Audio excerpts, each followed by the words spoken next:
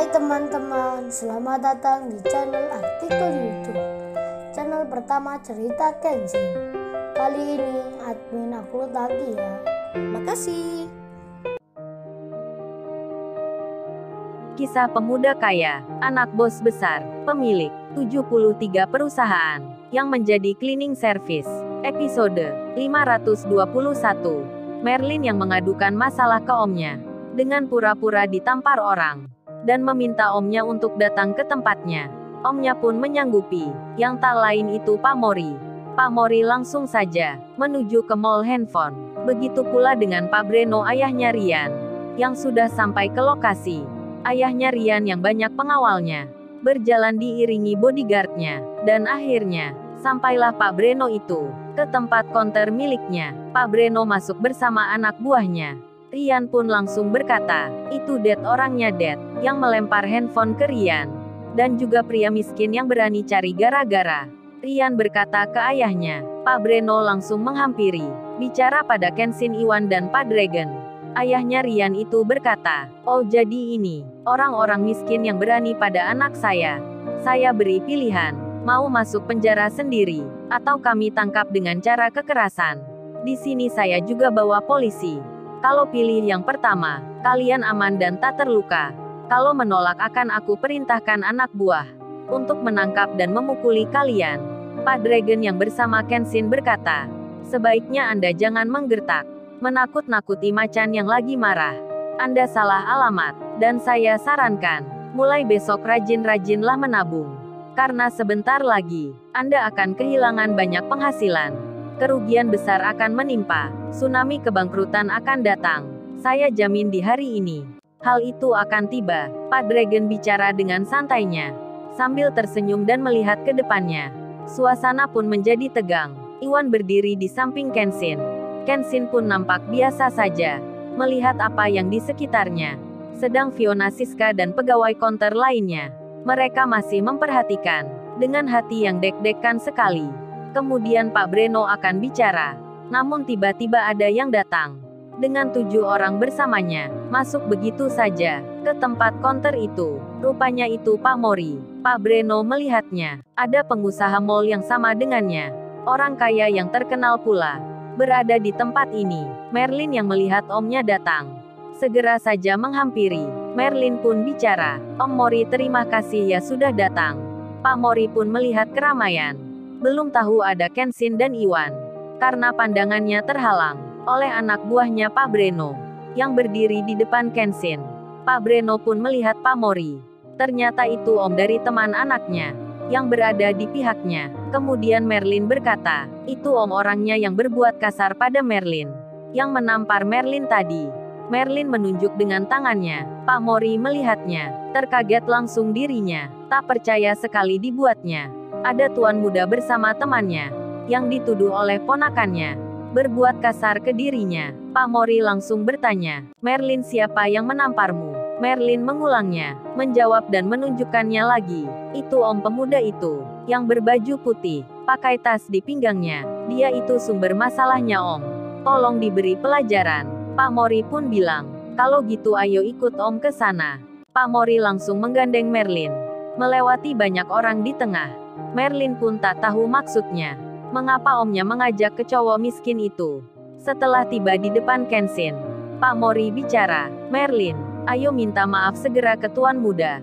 Om tahu kamu berbohong. Tuan Muda tak mungkin berbuat kasar pada wanita, apalagi menampar segala. Pasti kamu yang bersalah, meski om belum tahu ceritanya. Ayo Merlin, cepat minta maaf. Om Mori bisa menyelamatkanmu, tapi tidak dengan teman-temanmu." Pak Mori pun bicara ke Kenshin, "Tuan Muda, maafkan keponakan saya. Dari kecil dia selalu dimanja, tak pernah hidup susah. Bergaulnya dengan orang yang salah, jadi seperti ini sikapnya." Merlin pun melihat omnya menghormati cowok miskin itu, memanggilnya Tuan Muda pula. Merlin pun terkaget sekali. Om Mori yang dimintanya tolong untuk memberi pelajaran cowok itu, kok malah menghormati. Merlin pun tak mengerti, ada apa dengan omnya. Sebelum Merlin berpikir lagi, Pak Mori mengulangnya, bicara pada ponakannya, "Ayo Merlin, kamu cepat minta maaf. Jangan diam saja." Merlin pun belum melakukan, karena bingung dirinya. Dan tibalah lagi. Beberapa orang datang. Pak Henry, Pak Andi, Pak Michael dan Pak David. Orang-orang penting yang memegang perusahaan. Masuk ke tempat itu. Bukan 5 orang, melainkan ada puluhan. Pimpinan perusahaan lainnya, terlihat juga sedang berjalan. Mereka datang bergiliran. Dengan membawa anak buahnya pula. Hingga pengunjung mal yang di situ. Jadi melihat semua, mereka bertanya-tanya, ada apa yang terjadi? Kok orang-orang berpakaian perusahaan terlihat bersama-sama ke tempat ini? Para pengunjung mal jadi terheran. Sebab membaca nama perusahaan besar, yang berbeda-beda tempatnya, tertulis di baju masing-masing orang. Mereka berjalan beriringan, menuju konter handphone, yang letaknya di atas. Hal itu memicu perbincangan, di antara orang yang melihatnya. Dan tentu saja, saat rombongan itu tiba, masuk ke konter itu, mereka semua menghampiri Kenshin, langsung menyapanya. Tuan muda kami ke sini. Kami semua sudah mendengar dan melihatnya. Tentang tuan muda yang dikeroyok orang di sini. Bahkan dituduh mencuri handphone.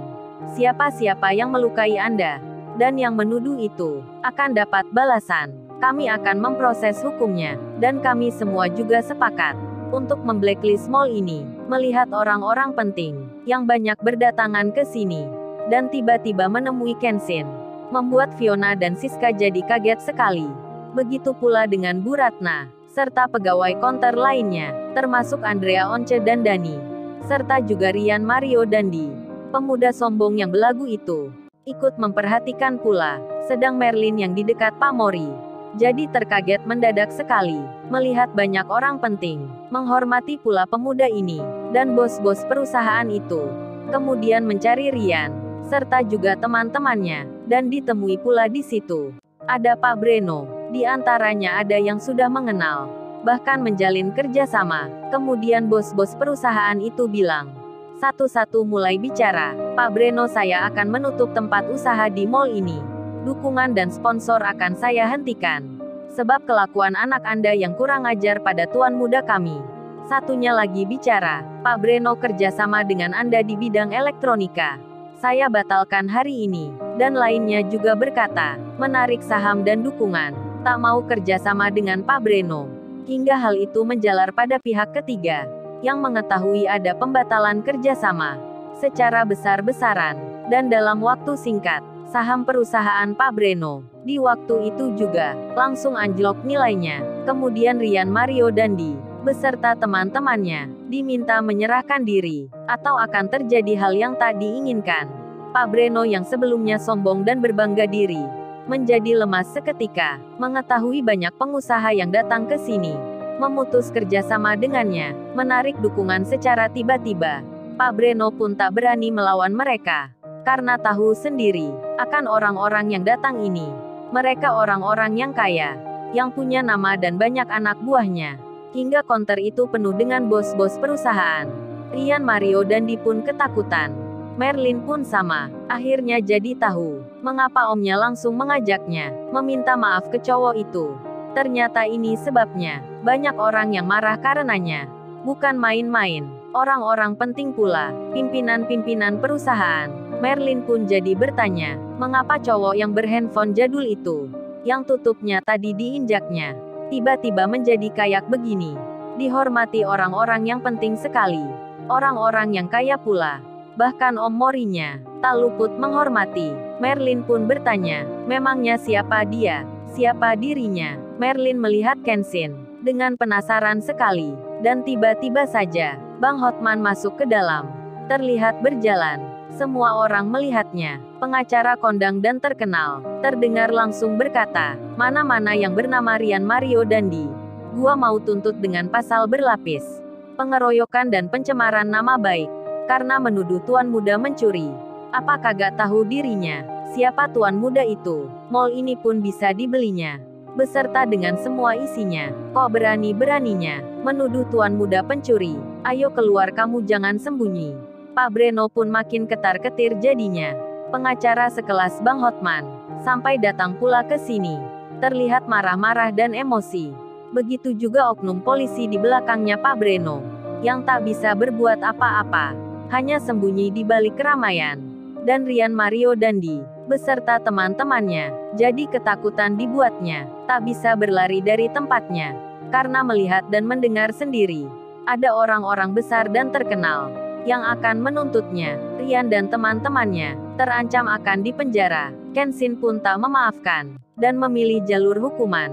Rian dan teman-temannya pun langsung dibawa menuju kantor polisi. Lalu, bagaimana kisah selanjutnya? Subscribe channel ini untuk episode berikutnya. Terima kasih. Jangan lupa ya guys, untuk kelanjutan ceritanya ada di YouTube. Jangan lupa subscribe ya guys, dan tekan notifikasinya.